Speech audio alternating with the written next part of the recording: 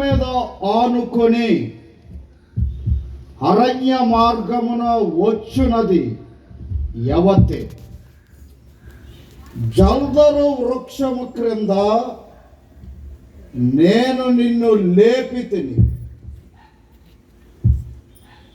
జల్దరు వృక్షము క్రింద నీ తల్లికి నీ వలన ప్రసవ వేదన కలిగాను.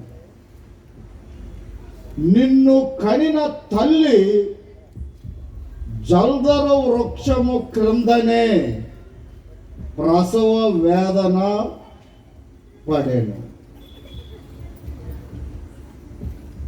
యేసు బేత్లెహేములో పుట్టాడు, దావీదు పురములో పుట్టాడు, దావీదు పట్టణములో పుట్టాడు, సంత వీధిలో పుట్టాడు, జల్దరు వృక్షము క్రింద పుట్టాడు. మనందరి హృదయాల్లో యేసు పుట్టాలి. మనందరి బ్రతుకుల్లో, హృదయాల్లో, మనందరి జీవితాల్లో,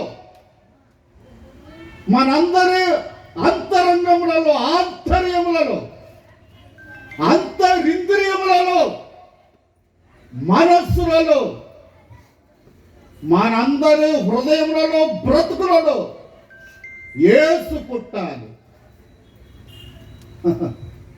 ఏంటనుకుంటున్నారు? క్రీస్తు నేడు పుట్టిన హల్లెలూయా అంట.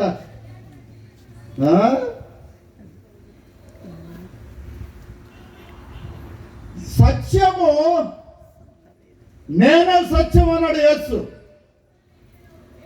సత్యము సంత వీధిలో పడెను అని ఉన్నది వాక్యములో. మరియ గర్భములో నుండి సత్యము అనే యేసు సంత వీధిలో పడెను, పుట్టెను. జల్దరు వృక్షము క్రింద సత్యమైన యేసు పుట్టెను.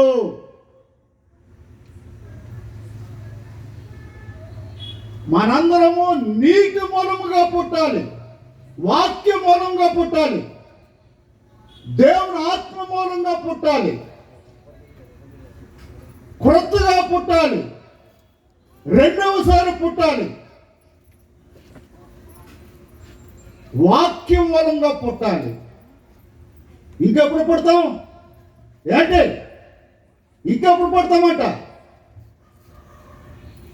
అందరూ శరీర మూలముగా పుట్టినలే. మనందరం దేవుని రాజ్యంలో చేరాలంటే నీటి మూలంగా, వాక్యం మూలంగా, ఆత్మ మూలముగా, దేవుని మూలముగా రెండవసారి కొత్తగా పుట్టాలి.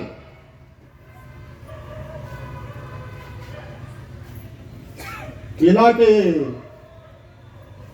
అనుభవం ఉన్నదా మన బ్రతుకులో, మన జీవితాల్లో? అలవాటు ప్రకారము, వారికి చెప్పున, ఆచార ప్రకారము, శరీర సంబంధముగా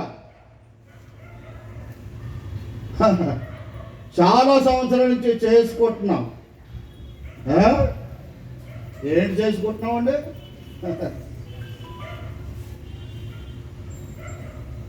క్రిస్మస్ పండుగ. ఈ రోజుల్లో ఎక్కువగా ఎక్స్మస్లు జరుగుతున్నాయి. ఈ రోజుల్లో ఎక్కువగా కిస్మిస్లు జరుగుతున్నాయి. ఈ రోజుల్లో చాలా తక్కువగా క్రైస్ట్ మాసులు జరుగుతున్నాయి. ఎక్కువగా క్రైస్ట్ మాసులు.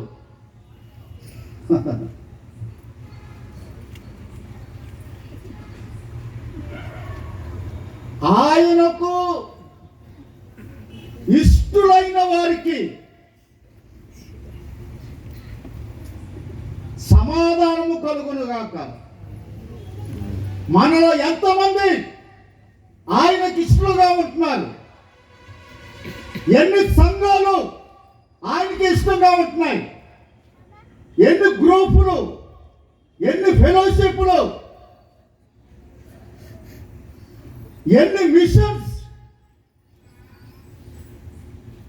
ఎన్ని కుటుంబాలు, ఎంతమంది క్రైస్తవులు, ఎంతమంది విశ్వాసులు, ఎంతమంది బోధకులు, ఎంతమంది సంఘ కాపరులు, ఎంతమంది సువార్థికులు, ఎంతమంది ఉపదేశకులు,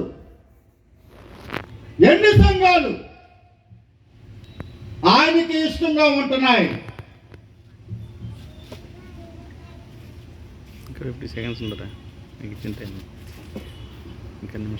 యేసు ఎందుకు పుట్టాడంటే పాపులను రక్షించడానికి, క్రైస్తవ సంఘాలను రక్షించడానికి, క్రైస్తవ మిషన్స్ ని రక్షించడానికి, ఫెలోషిప్ రక్షించడానికి, రెవరెండ్స్ ని, బిషప్స్ ని, పోప్స్ ని, పెద్దయ్య గారిని, చిన్నయ్య గారిని, ఫాదర్స్ ని, సంఘాన్ని, పాపులను రక్షించడానికి యేసు పుట్టాడు. నశించుతున్న వారిని వెతికి వెతికి రక్షించడానికి పుట్టాడు. ఇది అనుకూల సమయం. నేడే రక్షణ దినం. ఈరోజు మనది కాదు. రేపేమో సంభవించడం మనకు తెలియదు.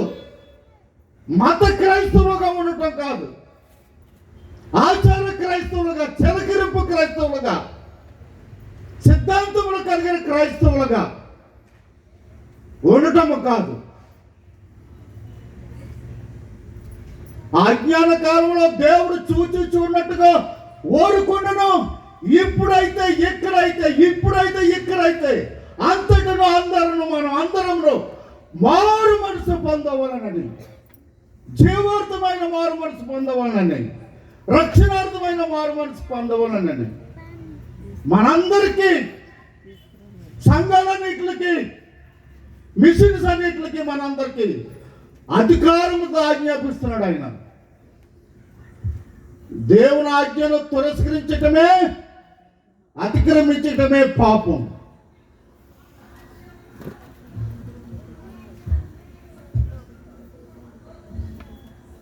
సత్రంలో వారికి స్థలం లేదు, బొరియలలో నక్కలకు స్థలం ఉన్నది, గూడులలో పక్షులకు స్థలం ఉంది.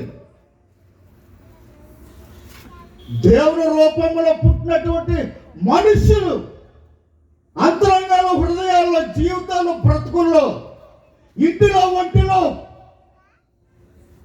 దేవునికి, దేవుని ఆత్మకు, దేవుని వాక్యానికి, దేవుని ఆత్మకు స్థలం ఇవ్వటం లేదు.